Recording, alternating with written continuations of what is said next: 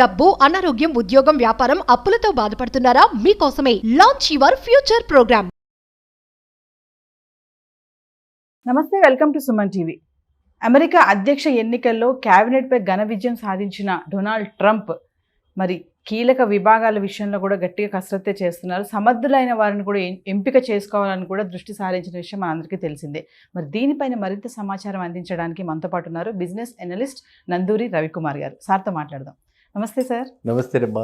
Sir, మరి Donald Trump ఇప్పుడు కీలక బాధ్యతలు ఎలాన్ మస్క్కి ఇవ్వడం అయితే జరిగింది. దీన్ని ఎలా చూడొచ్చు అంటారు మొత్తంగా? ఎందుకంటే ఫస్ట్ మనం తెలుసుకోవాల్సింది, డొనాల్డ్ ట్రంప్ ఇది మొట్టమొదటిసారి కాదు, ఇది రెండోసారి. మొట్టమొదటిసారి ఆయన 2016 to 20 చేశారు. 20 చేసినప్పుడు కొన్ని అంటే విప్లవాత్మకమైనటువంటి మార్పులు కూడా తీసుకొచ్చారు. కాబట్టి ఆయన బేసికల్లీ ఒక బిజినెస్ మ్యాన్. సో ఆయన థింకింగ్ ఆ విధంగానే ఉంటుంది. కాబట్టి అది ఒక రకంగా అమెరికాకి మంచి శుభసూచకం అనమాట. ఎందుకంటే ఇప్పుడు అమెరికా ఎకానమీ మనందరికీ తెలుసు అంత బాగాలేదు. కాబట్టి ఇప్పుడు ఆయన ఖర్చులు తగ్గించడం ఎలా, ఆదాయం పెంచడం ఎలా, ఇట్లా దీని మీద అంటే గవర్నమెంట్ ఎంప్లాయీస్, అక్కడ ఫెడరల్ ఎంప్లాయీస్ చాలామంది ఉన్నారనమాట. సో ఆ నెంబర్ ఆఫ్ ఎంప్లాయీస్ని తగ్గించడం ఎలా, ఇలాంటి ఆలోచనలన్నీ కలిగి ఉన్నాడు. కాబట్టి అంటే ప్రోగ్రెసివ్ థింకింగ్ ఉండి మేబీ ఇండివిజువల్ లెవెల్స్లో జాబ్లు పోతాయేమో ఆందోళన ఉండొచ్చు. కానీ అది కంట్రీకి మంచిది, కంట్రీ ఎకానమీకి మంచిది. అమెరికా స్ట్రాంగ్గా ఉంటే గ్లోబల్ ఎకానమీ అంతా కూడా స్ట్రాంగ్గా ఉంటుంది. కాబట్టి ట్రంప్ ఆ విధంగా ఆలోచిస్తాడని చెప్పి అందరూ ఆశిస్తారు. సో ఆ విధంగా ఆయన ఏంటంటే లాస్ట్ టైం కూడా 2016లో కూడా మనందరికీ తెలిసింది, ప్రతి ఎలక్షన్స్లో కూడా డబ్బు యొక్క ప్రాధాన్యత. ఇక్కడైనా అక్కడైనా ఎక్కడైనా గ్లోబల్గా ఎలక్షన్స్లో డబ్బులు చాలా ప్రాధాన్యం వహిస్తాయి. సో అక్కడ కూడా అంతే, ఇండియాలో ఎలాగో అమెరికాలో కూడా అంతే. సో ఈ ట్రంప్కి గెలవడానికి అంటే ప్రధానమైనటువంటి కారణం ఏంటంటే, ట్రంప్ యొక్క పాలసీస్ని దగ్గరికి తీసుకెళ్ళగలిగింది ఎవరి వల్ల అంటే, ఎవరు? Elon Musk. ఆయన వల్ల. ఆయన ఒక చాలా అసలు వెరీ వెరీ స్మార్ట్ అనమాట. అంటే ఆయన థింకింగే వేరు, డిఫరెంట్ ఆల్టుగెదర్. ఒక నెక్స్ట్ లెవెల్ థింకింగ్ అంటాం కదా, నెక్స్ట్ లెవెల్ థింకింగ్. సో ఆ థింకింగ్ కాబట్టి ఎలాన్ మస్క్ యొక్క థింకింగ్ వల్ల ఆయనకి వెంటనే ఇప్పుడు DOGE ఏంటిది, డిపార్ట్మెంట్ ఆఫ్ గవర్నమెంట్ ఎఫిషియన్సీ. అంటే ఈ ఆల్రెడీ అందరికీ తెలిసింది, లాస్ట్ 4 yearsలో అంత పెద్దగా పాలసీస్ ఏవి ప్రోగ్రెసివ్గా రాలేదు. కాబట్టి ఇప్పుడు ఇది వేసి దానికి ఆయన్ని ఇన్ఛార్జిగా వేయటం, దానివల్ల ఎన్నెన్నో ఎక్స్పెక్టేషన్స్ పెరిగిపోయాయి. అందరూ కూడా ఆశ్చర్యంగా, మొత్తం ప్రపంచమంతా కూడా కుతూహలంగా ట్రంప్ గవర్నమెంట్ కేసు చూస్తున్నారు, అమెరికా కేసు చూస్తున్నారు, ఎలా ఎకానమీ పరుగులు పెడుతుందని చెప్పి చూస్తున్నారు. ఎకనామిక్ రిసెషన్ ఏదైతే వస్తుందని మనం అంతా భయపడ్డామో అది రాకుండా వీళ్ళు ఎవర్ట్ చేసి ఖర్చులు తగ్గించి ఏ విధంగా చేయబోతున్నారన్న విషయాన్ని అందరూ కూడా అత్యంత ఉత్సాహంగా, అంటే ఉత్కంఠతతోటి ఎదురు చూస్తున్నారు.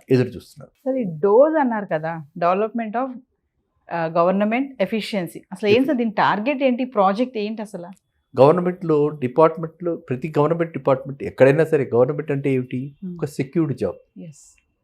ఎప్పుడైతే సెక్యూరిటీ ఉందో, నా ఉద్యోగం నేను ఎలా చేసినా పర్వాలేదు, ఉద్యోగం అయితే పోదు కదా, పదోన్నతి రాకపోవచ్చు, లేకపోతే నాకేమన్నా ఫేవరెటిజం జరగకపోవచ్చు, కానీ జాబ్ అయితే పోదు కదా అన్న ఉద్దేశంతో ప్రతివాడు కూడా కొంత నిర్లిప్తత భావం, అంటే దాని మీద పడుకుంటారనమాట, స్లోగా చేస్తారనమాట.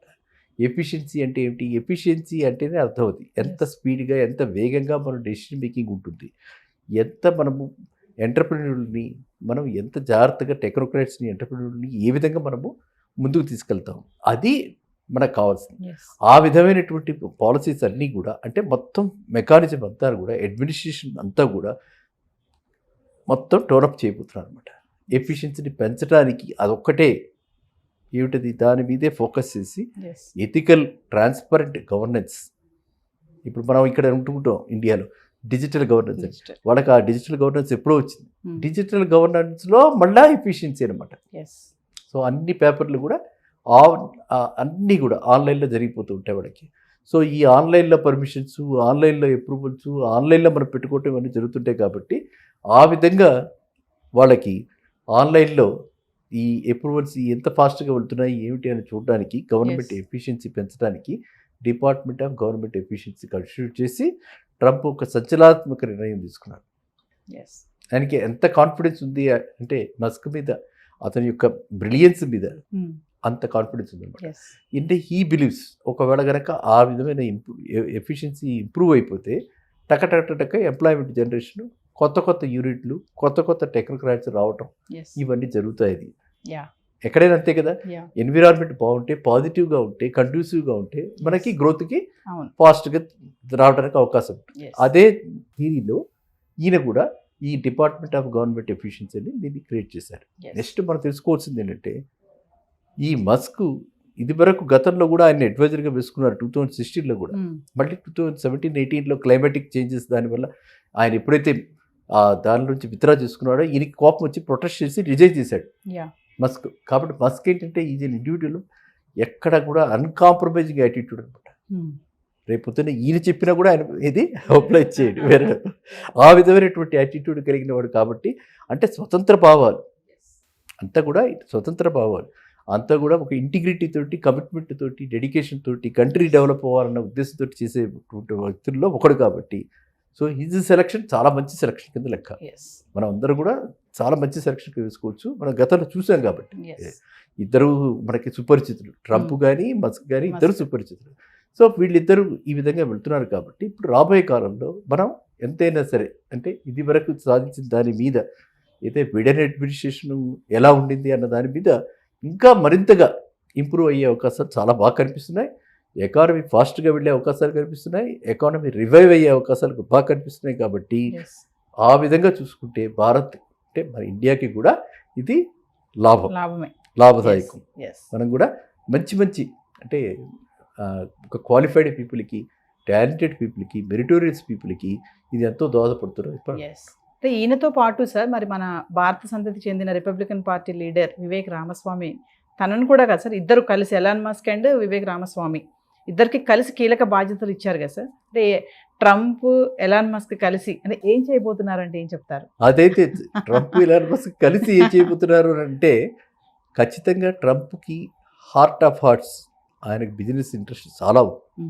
Is a perfect business man, no doubt about it. కాబట్టి అక్కడికి అమెరికాకి ఇప్పుడే కొంతమంది మనవాడు చాలామంది వెళ్ళి అక్కడ కంపెనీలు కొనుక్కోవడం జరుగుతుంది. ఎక్విజిషన్లో మనం వింటున్నాం. మొన్న ఈ మధ్య సుదర్శన్ కెమికల్స్ వాళ్ళు తీసేసుకున్నారు ఒక కంపెనీని అక్కడ. అలాగా వేరియస్ కంపెనీస్ ట్రై చేస్తున్నాయి. ఓకే, సో ఇంకా రాబోయే కాలంలో మనం we will see Indian companies కూడా అక్కడికి వెళ్ళి అక్కడ కంపెనీస్ని ఎక్వైర్ చేయటం. అలా ఒక Bengaluru based company they are trying for agriculture అనమాట. అగ్రికల్చర్ కంపెనీ అక్కడ అగ్రికల్చర్ కంపెనీ వీళ్ళు తీసుకెళ్ళి వీళ్ళు అక్కడ చేస్తారు. కాలిఫోర్నియా సైడ్ అక్కడ ఫార్మ్స్ చాలా ఉంటాయి, థౌజండ్స్ ఆఫ్ ఏకర్స్లో వెళ్ళుకొని అక్కడ వీళ్ళకి చేయబోతున్నారు అనమాట. ఆ విధంగా మనకి ఇండియన్ కంపెనీస్కి ఇండియా అన్న ఈ ఇండియన్స్ ప్రజెన్స్, కంపెనీ ప్రజెన్స్ యూఎస్లో మరింత పెరగబోతుంది. ఆ విధంగా మనం తీసుకోవచ్చు. ఎందుకంటే మన వాళ్ళందరికీ కూడా ఈ will definitely give right signals to come there. అక్కడికి వెళ్ళి అక్కడ ఉన్న కంపెనీస్ని కూడా మనం మన టెక్నాలజీని మనం, ఎందుకంటే మనం చాలా ఎహెడ్, వేరియస్ వేస్లో చాలా ఎహెడ్ మనకి. ఇప్పటికే అరబిందో ఫార్మాకి అక్కడ 2 మ్యానుఫ్యాక్చరింగ్ యూనిట్స్ ఉన్నాయి. సో ఫార్మస్యూటికల్గా మనం వీఆర్ జైంట్స్. సో గ్లోబల్గా మనకి రెస్పెక్ట్ ఉంది.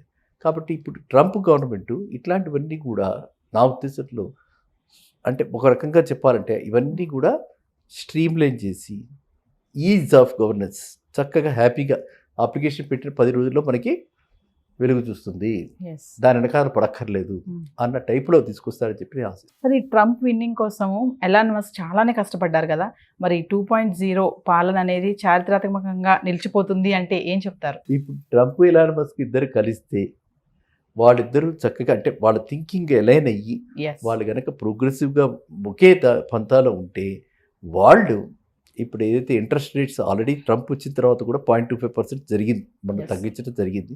ఇంకా ఇంట్రెస్ట్ రేట్స్ తగ్గి ఎకానమీలో ఇప్పుడు మనకి అక్కడి నుంచి మనకి ఎఫ్ఐ ఇన్ఫ్లూస్ ఇక్కడికంటే ఇప్పుడు అన్ని వెనక్కిడిపోయి అక్కడే వాళ్ళు పెట్టుకునే అవకాశం కూడా ఉంది. ఈనాడు వాళ్ళకి ఇటువైపు వచ్చి ఇక్కడంతా మన బెనిఫిట్స్ చూసుకుని ఎక్కడ గవర్నమెంట్ అట్రాక్ట్ చేస్తుంటే అక్కడికి వెళ్ళారు. ఇప్పుడు అక్కడే ఆర్ఓఐ అంటాం కదా, రిటర్న్ ఆన్ ఇన్వెస్ట్మెంట్, అక్కడే ఈ రిటర్న్ ఆన్ ఇన్వెస్ట్మెంట్ ఎక్కువ వచ్చే అవకాశం కనిపిస్తుంది. కాబట్టి ఇంతవరకటి కంటే ఇప్పుడు ఎక్కువగా అక్కడే పెట్టుబడులు పెట్టి ఆ అమెరికా డబ్బులు ఇండియాకి రాకపోవచ్చు, అన్నీ కూడా అక్కడే ఉండిపోవచ్చు. అలా అనుకున్నా కూడా మన ఇండియన్ కంపెనీస్ అక్కడ కనుక ఎక్స్పాండ్ అయ్యి అక్కడ కనుక మన వాళ్ళ ప్రజెన్స్ రీచ్ పెంచితే ఆటోమేటిక్గా మన పిల్లలకి ఇండియన్స్కి ఇక్కడి నుంచి అక్కడికి వెళ్ళే అవకాశాలు చాలా వస్తాయి, ప్లేస్మెంట్స్ కూడా చాలా వస్తాయి. అయితే వీళ్ళు ఆ టెక్నాలజీస్, కొత్త టెక్నాలజీస్ ఎక్కడైతే డిమాండ్ ఉందో, ఎలా అయితే సైంటిఫిక్గా మనం అనుకున్న సుదర్శన్ కెమికల్స్ వాళ్ళ కంపెనీ టేక్ ఓవర్ చేస్తారంటే అలాగా ఎక్కడైతే కొత్త కొత్త ట్రెండ్స్ ఉన్నాయో వాటిని వీళ్ళు పికప్ చేయాలి. మన పాత చింతకాయ పచ్చడిలో మనం కూర్చుంటే కుదరదు. మనం కొత్తవి ఏవైతే అవెన్యూస్ వస్తున్నాయో ఆ అవెన్యూస్కి ప్రిపేర్ కావాలి. ప్రిపేర్ అయితే ఆటోమేటిక్గా will continue to have good relations with America and children also, our children, Indian children also will find appropriate postings, placements there. అంటే సార్ ఓవరాల్గా చూసుకుంటే ఇప్పుడు ఇంకొకటి ఏంటంటే జనాల నుంచి ఏదైతే ట్యాక్సెస్ వీళ్ళు కడతా ఉంటారో ఆ మనీతో విలాసవంతమైన జీవితాలు గడిపే వాళ్ళపైన కూడా కఠిన చర్యలు చేపడతామని కూడా ఎలాన్ మస్క్ అంటున్నారు కదా, దీన్ని ఎలా చూడొచ్చు అంటారు? అంటే ఇప్పుడు అల్టిమేట్గా ప్రతి వాళ్ళకి కూడా లైఫ్లో ఒక ఆబ్జెక్టివ్ ఏంటి, ఎందుకు మనం సంపాదించేది, ఒక స్టేజ్కి ఎందుకు వెళ్తాం. కాబట్టి అన్నీ కూడా మనం హ్యాపీగా, అది కూడా ఒక పార్ట్ ఆఫ్ లైఫ్. మనం కూడా విలాసవంతమైన జీవితాలు మన వాళ్ళు కూడా ఎంజాయ్ చేస్తారని చెప్పి మనం ఆ విధంగా పాజిటివ్గా తీసుకోవాలంటే తప్పితే నెగటివ్ వ్యూలో దాన్ని ఆలోచించకూడదు నా అభిప్రాయం. అంటే ట్రంప్ విన్నింగ్ కోసం ఎవరైతే మద్దతు పలికారో సార్ వాళ్ళందరికీ కూడా కీలక బాధ్యతలు ఇవ్వడానికి ట్రంప్ చూస్తున్నారని కూడా తెలిసింది. దీనిపైన ఏం చెప్తారు?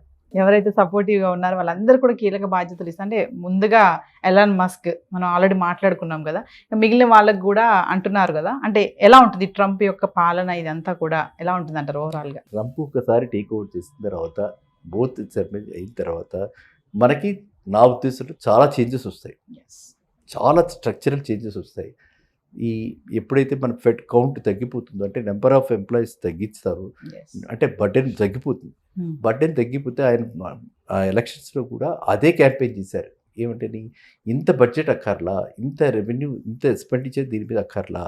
సో ఎంత ఏకంగా $2 million దాని మీద చెప్పారు. 2 million 20 million కూడా అంత తగ్గించేసేస్తారు అనమాట. ఇన్కమ్ అంత బర్డెన్ తగ్గిపోతే, ఎక్స్పెండిచర్ తగ్గిపోతే అంత ఇన్కమ్ మిగిలిపోతుంది కదా గవర్నమెంట్ దగ్గర.